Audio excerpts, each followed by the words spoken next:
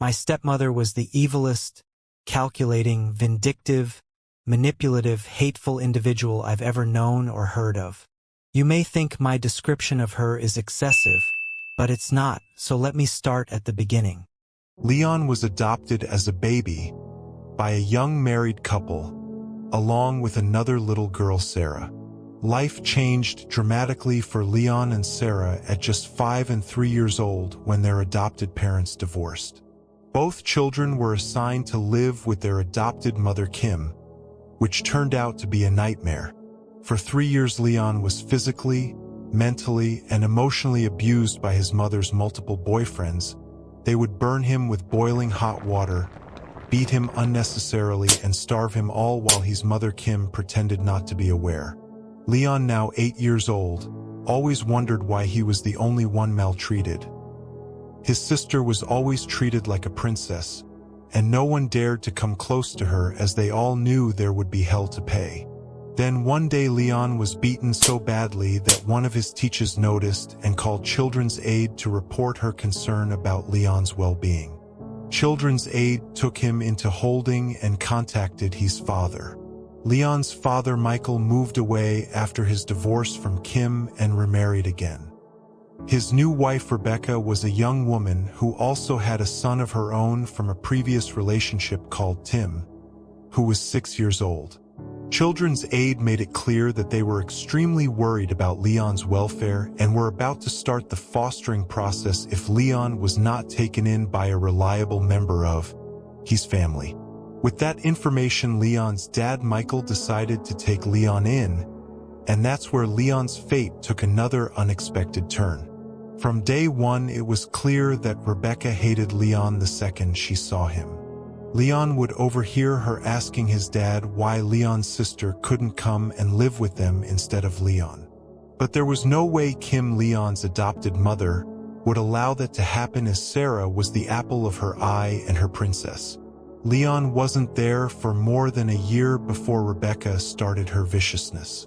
She started using the abuse he suffered at his mother's against him and used every opportunity to torture him about his past while simultaneously convincing everyone that he was emotionally disturbed.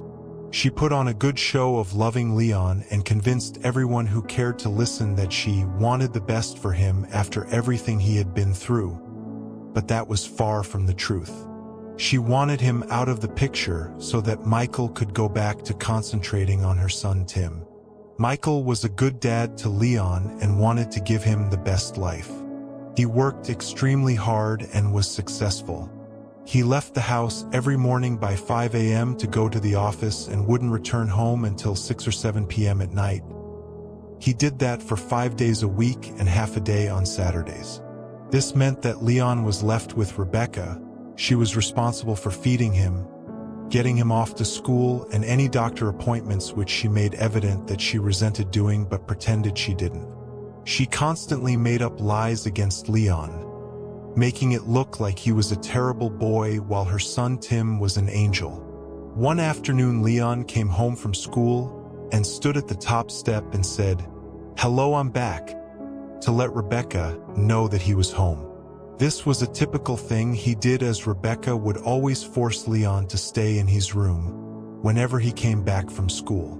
When Leon greeted, "Hello, I'm back," he noticed that Rebecca was lying on the sofa reading a book. However, the second she heard his voice, he saw her fall to the floor and start hyperventilating, as if she was having a panic attack. Leon was extremely confused and ran to call 911 for an ambulance, but miraculously Rebecca crawled from the living room to the kitchen to cancel the call. That evening, when Michael returned from work, Rebecca shared that she had a panic attack, and it was all because of Leon. She played a good game, lying that Leon had almost gotten physical with her on several occasions, and that she didn't know what to do anymore. She shared with Michael that she was scared for her life, and she was tired of protecting Leon as it was impacting her health and well-being as well as badly influencing her son Tim. She told Michael that what she experienced earlier was a mental breakdown, as she loved Leon so much, but all she felt he kept doing was hurting her. Michael was confused and disheartened. He couldn't believe or understand why Leon's behavior had deteriorated so much. He didn't get why, whenever he was at home, there was never any problem, and he also never saw a violent streak in Leon at all. He kept asking himself whether he was missing something. He loved Leon so much but knew he had to listen to his wife as she also loved Leon so much, he thought. That night Michael went into Leon's room and sat on the corner of his bed looking down at Leon. He had tears rolling down his face. Leon gazed back at him. It was the first time he ever saw his father cry.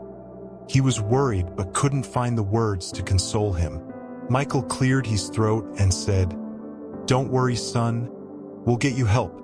He kissed Leon on the forehead and left. Leon was confused. What was his dad on about, he thought. Why would he need to get him help, and why was he crying? Leon was only 12, soon to be 13 years old by then, so not old enough to fully process what was happening to him and the evil games his stepmother was playing. Time went on and the abuse from Rebecca got worse. She would torment Leon, mocking him at the fact that he was adopted, saying that his biological parent knew what a waste of space he was, so decided to give him up. She would also make Tim join in with the bullying, claiming that Michael didn't love Leon and that he only loved Tim and put up with Leon out of pity. Rebecca would treat Leon as a slave, making him do all the chores and all her asks while Tim sat around like a prince. One day Leon had enough and told Rebecca that he was going to tell his dad about all her doings. He told her she was evil and couldn't take her constant bullying anymore and would be reporting her to Michael later that evening. With that information, Rebecca kicked into action and injured herself with a knife. When Leon got homeschooled, just like he usually did, he stood at the top of the step and greeted, "Hello, I'm back." There was no answer. He greeted again, but still no answer. Leon concluded that no one was at home, so got something to eat and went to sleep. It was around 11:30 p.m. when he heard a voice. It was his dad, Michael, asking him, "What did you do, son? What is wrong with you? I'm gonna get you help. They will look after you." And before Leon knew it, 2 days later, he was admitted to a psychiatric hospital 200 miles away from where he called home. He was extremely scared and confused. He didn't even understand what it was they claimed he did that landed him in the hospital. As time went on, he realized that his stepmother had falsely accused him of stabbing her with a lethal weapon. He pleaded with his father, Michael, to listen to him, to believe in his innocence, but his words fell on deaf ears. As Leon sat in that hospital room at just 13 years old, feeling lost and abandoned, his dad, Michael, drifted further away from him. The visits got scarce. The calls became rare, until Leon was left feeling like he didn't matter anymore. Weeks turned into months, and Leon found himself walking the hospital halls alone, missing the sound of his dad's voice. But as time went on, it became clear that Michael had forgotten about him. A few years went by, and Leon was finally released from the hospital. At 18, with no home to return to, he set out to rebuild his life. He found a job and, through sheer determination and hard work, quickly climbed the corporate ladder. By 22, Leon had become the chief operating officer, COO, of the very company where he started. One day, a familiar face walked through the company's doors. Tim, Rebecca's son, came seeking employment. When Leon saw Tim's name on the interview list, painful memories resurfaced. He refused to take the interview, instructing a staff member to ask Tim to leave. However, Tim, starting to cause a scene due to his confusion for being refused an interview. This prompted Leon to step outside and confront him. Tim couldn't recognize who Leon was. "Why am I being made to leave?" Tim demanded. Leon, now a figure of authority and success, replied calmly but firmly, "Do you not know who I am?" Tim responded, "No, I don't. Leon then answered, I am the COO of this company. And after everything you and your mother did to me, I don't think you're suitable to work here. Tim looked perplexed. He was shocked.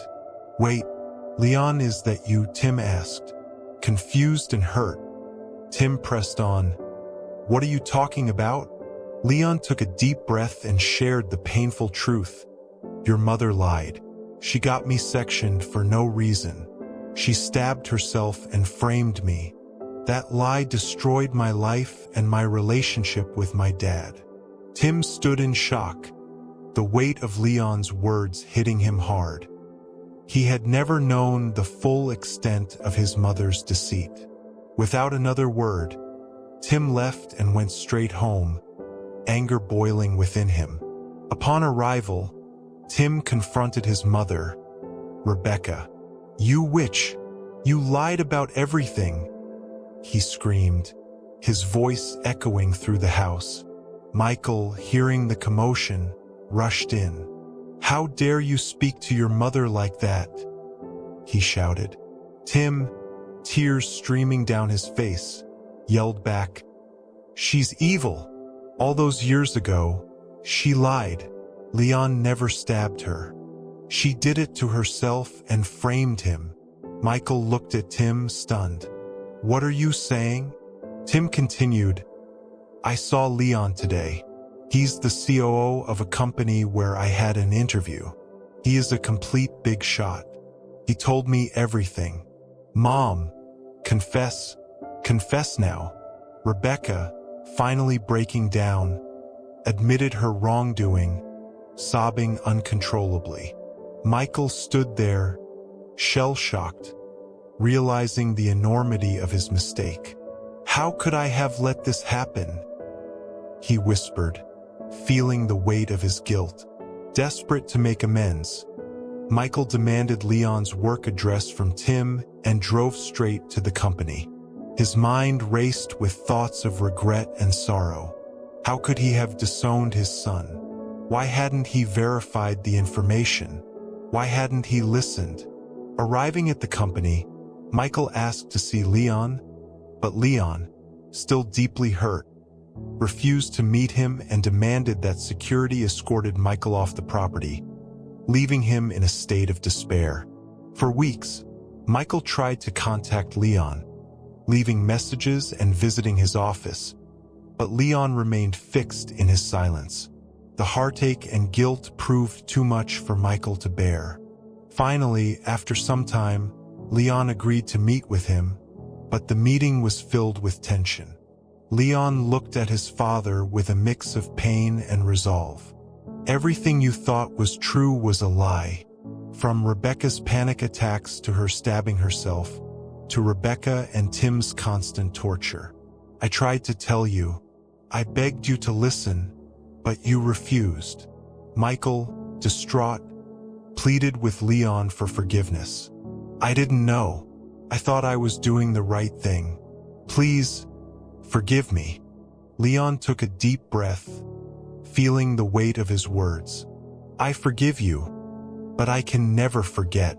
He told his father that he should never come back to look for him, but reiterated that he had forgiven him. Time passed, and Michael obtained an express divorce from Rebecca, vowing never to set eyes on her again.